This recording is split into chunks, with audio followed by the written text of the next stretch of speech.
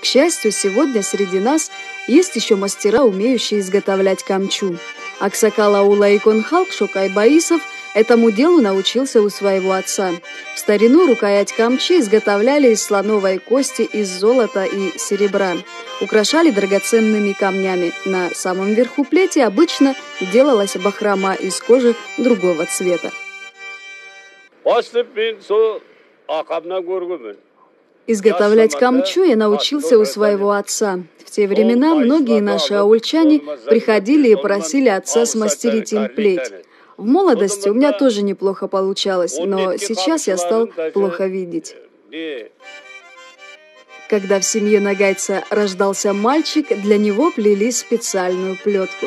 При ее вручении созывали родственников и делали большой той.